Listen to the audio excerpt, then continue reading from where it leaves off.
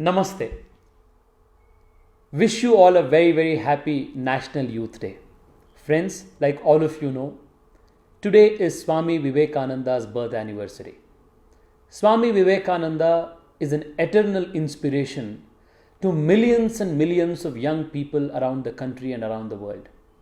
His life, his message, his writings, his speeches stir raw emotion among young people even to this day and inspire them and motivate them to work towards bettering themselves, bettering the society around them, and making sure that they contribute and live a wholesome life.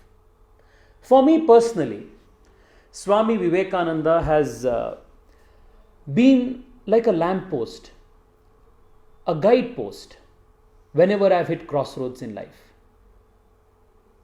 Whether it was those times when I didn't perform very well in college or school in an examination, came back home to face the reprimands from my mother, it was Vivekananda who came to my rescue. Those times when I came back home dejected, disappointed, not believing in myself, it was Swamiji's words that lifted me up. Those times, during a bad breakup when you were confused, not knowing what to do, what is right, Swamiji helped me. Swamiji guided us, made the path clear. My initial days of understanding India, our people, our culture, our religion, understanding science, appreciating rationality, all of these basic ideas formulated in my mind because I studied Vivekananda in my early days. Like me, there are millions and millions of people whose lives have been positively impacted by Swami Vivekananda and his teachings. Today, all of us are celebrating the National Youth Day, his birth anniversary, with a lot of reverence and a lot of devotion. Today, I thought I must make use of this opportunity to talk to all of you and share some ideas of Swami Vivekananda which have helped me, motivated me, and even to this day continue to inspire me to work towards this country, to better ourselves, helps me when I am in confusion. And I thought today maybe we can share these ideas and remember his teachings and celebrate his life in a more meaningful manner. Many a times when we celebrate Jayantis of great men, we tend to deify them, we tend to make gods out of them and stop believing that they were just like us, human beings with a lot of limitations, a lot of challenges. They lived normal lives like us, but they overcame ordinary and extraordinary challenges to live an extraordinary life. So here are 10 ideas of Swami Vivekananda which are universal, which will stand the test of time and which will help all of us become better people. The very first one, Swami Vivekananda was a great believer in people believing in themselves. Believe in yourself more than any other god. This is the basis of all religion, he said. You are the maker of your own destiny. These were his great words. Friends, many of us, when we start to do anything in life, are clouded and shrouded in self-doubt. We feel that we don't have the ability to do the right things. Many a times we feel we don't have the right opportunities, that we are not placed, in life in a way like others are placed. We keep giving excuses to ourselves as to why we cannot do something that we can do. And this leads to a debilitating lack of confidence, which does not let us come up and go ahead and chase our dreams. But Swamiji said, do not believe in astrologers, do not believe in, soothsayers, do not believe in prophecies of this, that. Believe in yourself. Believe in your ability, because you are the maker of your own destiny. So I think That's a great lesson to start with. Can we all be more confident about our own abilities? Today, our Prime Minister is speaking of Atmanirbhar Bharat, a self-reliant India. A nation can be self-reliant only when its people can be self-reliant. Can we work on becoming more confident in whatever our abilities are? Can we improve our abilities, and can we become more self-confident? That is a tribute that all of us can give to Swami Vivekananda. The other important idea that Swamiji stressed was on focus. Today, all of you are aware of how distracted our world is, how distracted all of us are. Our phones constantly ping notifications, our friends are posting new pictures on Instagram.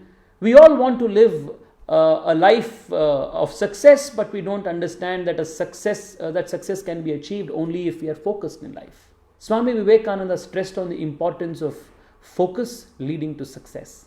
He said, and I quote, "Take up one idea, make that one idea your life, dream of it, think of it, live on that idea. Let the brain, the body, muscles, nerves, every part of your body be full of that idea, and just leave every other idea alone. This is the way to success, and this is the way great spiritual giants are produced." Friends, it may be a friendship, it may be relationships that we have with people, it may be issues or activities that we take. We always tend to get cluttered and distracted. What is very important is focus.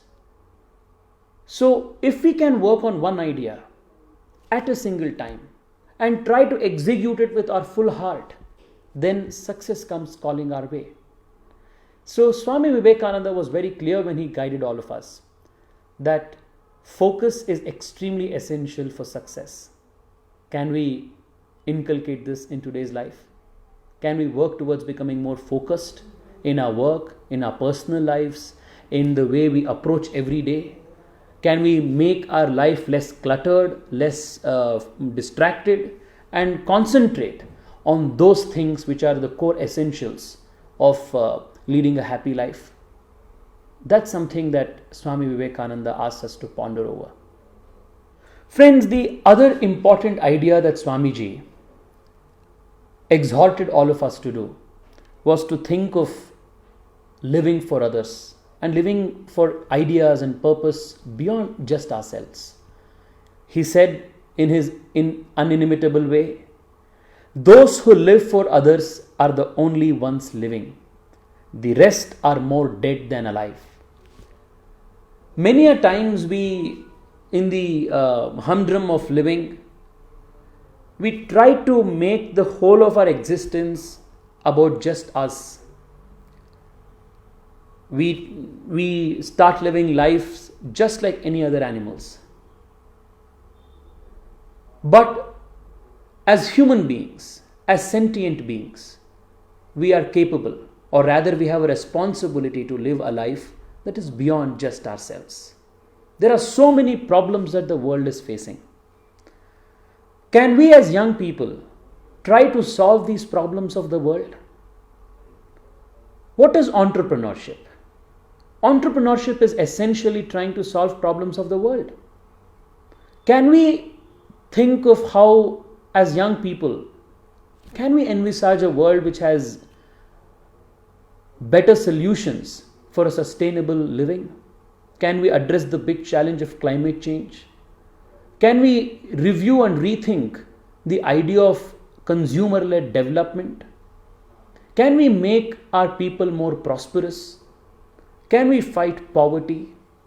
Can we make striding progress in understanding new avenues of biosciences, biomechanics?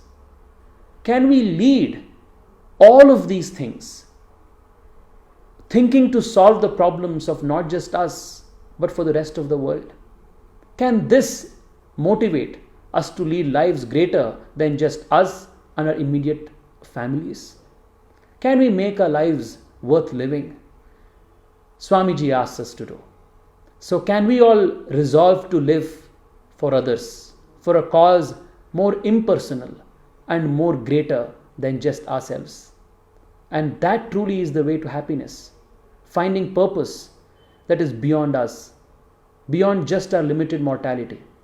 Can we do that? Swamiji asks us to do. A great way to remember and celebrate his birth anniversary would be to reflect on how we can lead a life that is beyond just us and live for others. Swami Vivekananda was a great champion of education for our women. Friends, I have been traveling all across the country in the recent days. My travels in Bihar during the elections and certain parts of West Bengal, certain parts of rural Karnataka. The more and more I travel, the stark reality of our young women, our young girls, still not getting equal opportunities like our young men and young boys do, haunts us. Swamiji was a great champion of education for women, of equal treatment of women, and for women-led leadership. Our Prime Minister focuses on this aspect every single day. And Swamiji said that the best thermometer to the progress of a nation is its treatment of its women. Our right of interference is limited entirely and only to giving education. Women must be put in a position to solve their own problems in their own way. No one can or ought to do this for them. And our Indian women are capable of doing it as any in the world. Can we resolve today that if at all and when we come across instances where our women are treated unfairly, instances where our young girls are not given equal opportunities of education, of employment, of pursuing their dreams, just like another young boy, will we speak for that girl? Can we speak for our young women and ensure that they get an equal treatment like anybody else do? Swamiji asked us to do. He wanted a progressive society, a modern society, where young men and young women will take on the world, the challenges of the world, uninhibited by the limitations of gender. Can we do that? Swamiji asked us to do. Swami Vivekananda was a great believer in young people. He said, "My faith is in the younger generation, the modern generation, and out of them will come my workers, and they will solve the whole nation's problem like lions." Friends, as young people, all that we ask the older generation for is opportunities. But many a times, we forget that there are a lot of young people who are younger than us. And we owe a sense of, we owe them a great debt of responsibility. Just like out of the previous generation, we expect opportunities, mentorship, help, hand-holding. It is our duty and responsibility to guide, mentor, and support and encourage people younger to us. In my office today, a 10th standard boy came up and asked if he could intern in our office. We were very happy. And just like that, young people need to be encouraged. So wherever you are, know that the more young people you help, more opportunities you give them, you are actually continuing your legacy. So the world is very transient. All of us have come here for a limited period. We all will get old. We all will wither away. But while we are at whatever we are doing, can we give more opportunities to young people? Can we help them? Can we help them realize their dreams? Can we encourage them in whatever they do? Because Swami Vivekananda was a firm believer in the power of young people. You give young people an opportunity and they will prove you right. They will prove you, they will ensure that they put in so much hard work and do the right things to do. All that we need to do today is to give more and more opportunities to our capable young people. Can we do that consciously?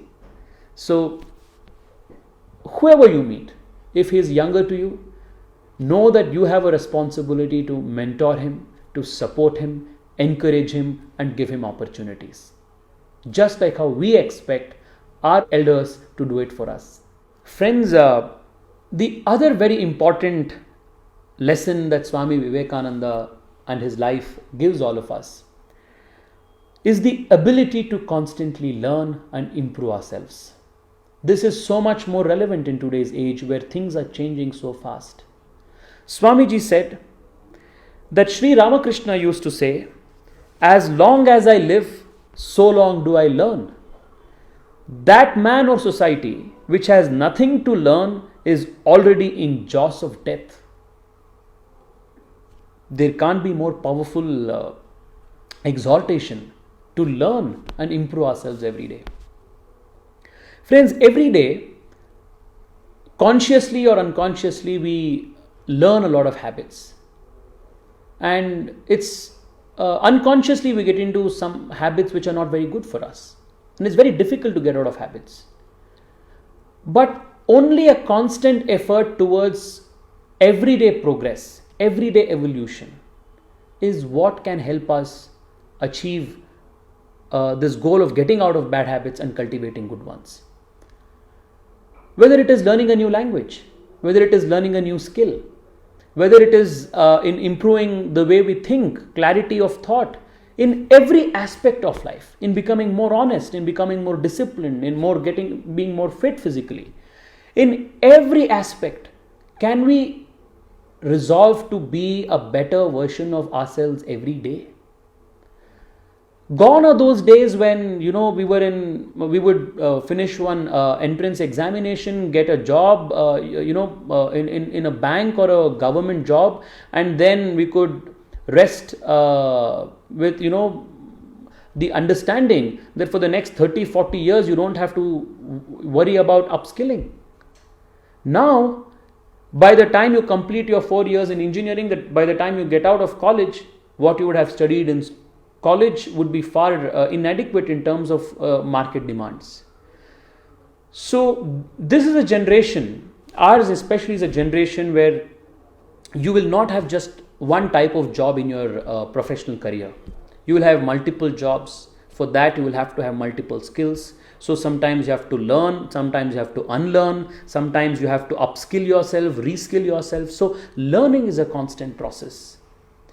So if Rabindranath Tagore could start learning to paint when he was in his 60s, when we have examples of Dr. Abdul Kalam trying to learn the veena in his 60s and 70s, why can't we start getting inspired to learn new things every day? So can we all resolve to read more, to imbibe new ideas, try to learn things, try to go out of our comfort zone to make ourselves a better version of ourselves? Because Swamiji, remembering his master, gave us a very important message. As long as I live, so long do I learn. Can this be a mantra for us? Friends, one other important lesson of Swami Vivekananda, or an important facet of his entire life, was his ability to reflect on the world, the problems, about himself, about the nature of the world, the nature of the soul, ask existential questions, answer those questions. All of this he could do because he practiced meditation. It's very difficult for us to sit at one place, make time, and start practicing meditation. But meditation helps us arrive at clarity. Meditation helps us understand issues better. Meditation helps us declutter our mind. Meditation helps us see the big picture. Meditation helps us to resist temptations. Meditation helps us to understand the core nature of things. But in today's distracted world, where most of us lead such quote unquote busy but unproductive lives, we find it very hard to make time for meditation. I have learned this the hard way. Those days where I do not contemplate or don't I find time to reflect, and those days where I am fully busy, are the days where I am not very productive. But those days where I find some time to sit and meditate, contemplate and reflect, those days I feel I am more productive. Many great men, some of the most successful CEOs, some of the most greatest business leaders, political leaders, all of them find time to isolate themselves and sit and reflect on the nature of things and contemplate on things. Swamiji said that talk to yourself once in a day, otherwise you may miss meeting an intelligent person in this world. Meditation is that power which enables us to resist our slavery to nature. So, can we practice mindful meditation? Can we start with 5 minutes a day, 10 minutes a day? And there's a lot of literature that out there that is available on meditation written by Swamiji himself, which can be a great tool for all of us. But can we resolve to do that from today? Friends, the other very important aspect of Swamiji's life and teaching is his ability to place or rather subject religion and religious beliefs on the anvils of science, test it on the anvils of science. Swamiji was perhaps the greatest monk of the 19th century who approached religion from the prism of science.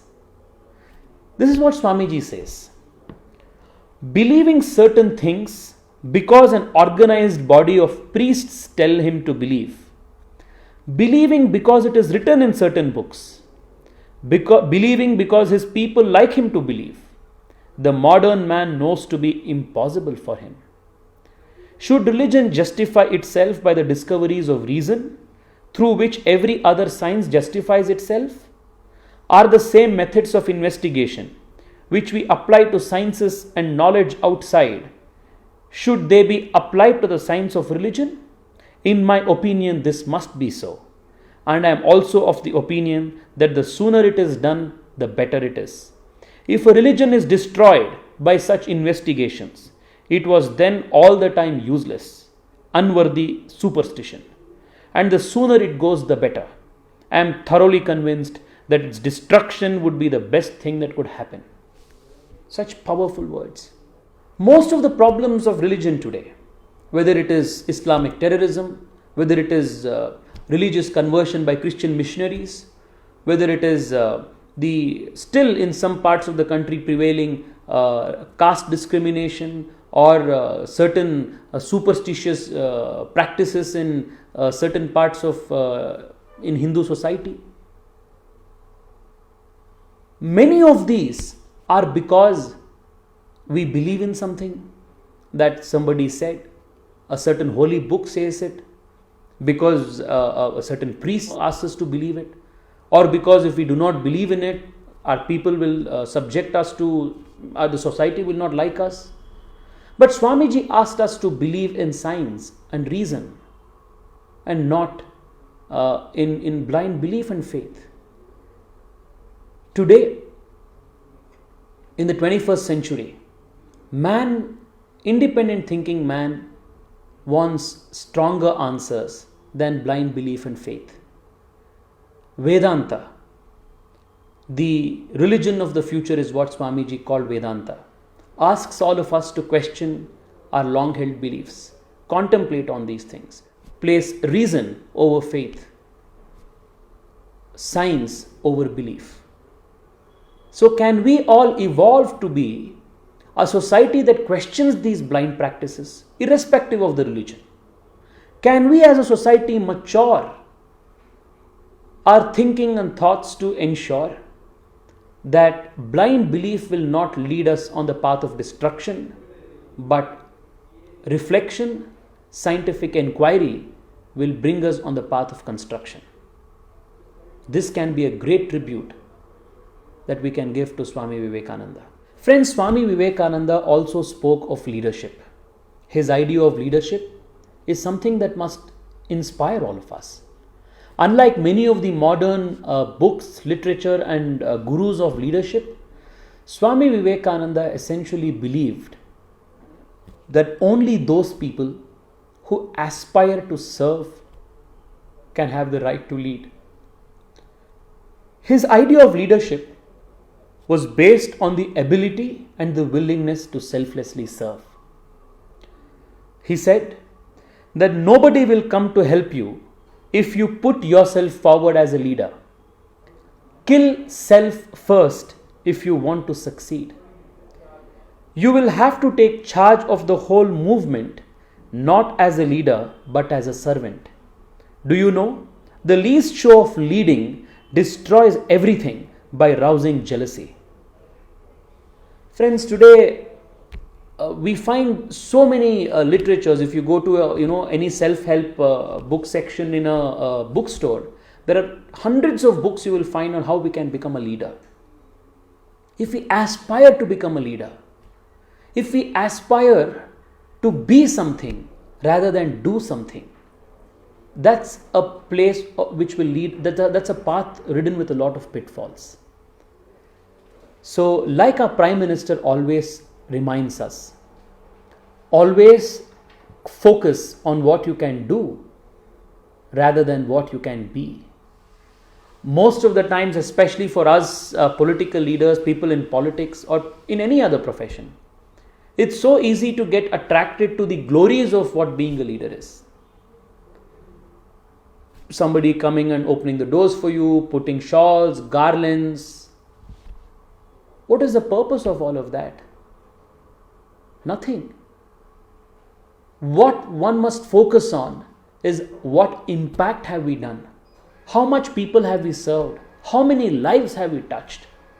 How much of positive impact have we created in the lives of people? How many happy smiles have we seen today? So can we redefine the idea of leaders, idea of leadership, and focus on being great selfless servants of people? It's easier said than done, because the trappings of power, the trappings of money, fame and attention are such that they always have the potential to distract you from your core goal of service. But can we always remind ourselves of the great words of Swamiji that serve and not lead? Can we kill our egos in the attempt of service of people? Friends, Swami Vivekananda was one of the greatest Hindu monks. While he gave the entire world, and most importantly, the thinking man, the call to reflect, contemplate, and place reason over faith, science over blind belief, he also specifically asked the Hindu society to correct its ills and to stand united. Because if the Hindu survives, liberty survives. If Hindu survives, then modern notions of progress, development, all of these will not be trapped by fanatic religious thinkers. Because religion, according to the Hindu idea, was essentially freedom of thought expression to find the truth. Therefore, whenever there were attempts made to subjugate the Hindu to brutal torture, whenever there were attempts made to subjugate the Hindu towards pain, to remove or change his way of life, Swamiji cautioned the Hindu society and asked the Hindu society to rise against such evils as one. Let me quote you Swamiji's words, his rousing call to the Hindu nation. Mark me, then and then alone you are a Hindu when every man who bears the name from any country, speaking our language or any other language, becomes at once the nearest and the dearest to you. Then and then alone you are a Hindu when the distress of anyone bearing that name comes to your heart and makes you feel as if your own son were in distress. Then and then alone you are a Hindu when you will be ready to bear everything for them. Like the great example I have quoted at the beginning of this lecture of the great Guru, Guru Gobind Singh, driven out of this country, fighting against its oppressors, after having shed his own blood for the defense of the Hindu religion, after having seen his children killed on the battlefield, by this example of the great Guru, left even by those for whose sake he was shedding his blood and the blood of his own nearest and dearest, he, the wounded lion, retired from the field calmly to die in the south, but not a word of curse escaped his lips against those who had ungratefully forsaken him. Mark me, every one of you will have to be a Govind Singh if you want to do good to your country. May you see thousands of defects in your countrymen, but mark their Hindu blood. They are the first gods you will have to worship, even if they do everything to hurt you. Even if every one of them sends out a curse to you, you send out to them words of love. If they drive you out, retire to die in silence like that mighty lion Govind Singh. Such a man is worthy of the name of the Hindu. Such an ideal ought to be before us always. All our hatchets let us bury. Send out this grand current of love all around. Friends, one gets goosebumps reading these words. When we see today that the Hindu is being subjugated, our temples are vandalized in certain states of the country. In certain states, we are not allowed to take out religious processions. Hindus in different parts of the world, whether in Malaysia, whether it is in Pakistan, Afghanistan, or any other part of the world, is subjugated. Can we all rise as one and speak for our people? Can we ensure, for the sake of rationality, for the sake of scientific progress of the humankind, we protect the Hindu faith? Because the Hindu has always believed that the truth can be approached in multiple ways and all ways are legitimate. These important teachings of Swami Vivekananda are relevant to all of us. To understand India, Swami Vivekananda traveled the length and breadth of this country. Can we also resolve to travel across the country to understand India better? If we understand India better, we can solve her problems. And remember, my dear friends, if you are an aspiring political leader, if you are an aspiring entrepreneur, if you aspire to solve any problems of India, then know that if you solve for India, you will be solving problems for the rest of the world. So like Swamiji, let us understand India, let us worship India, let us love India, let us live for India, and let us all live a life as pure, as sincere, and as lofty as Swami Vivekananda lived.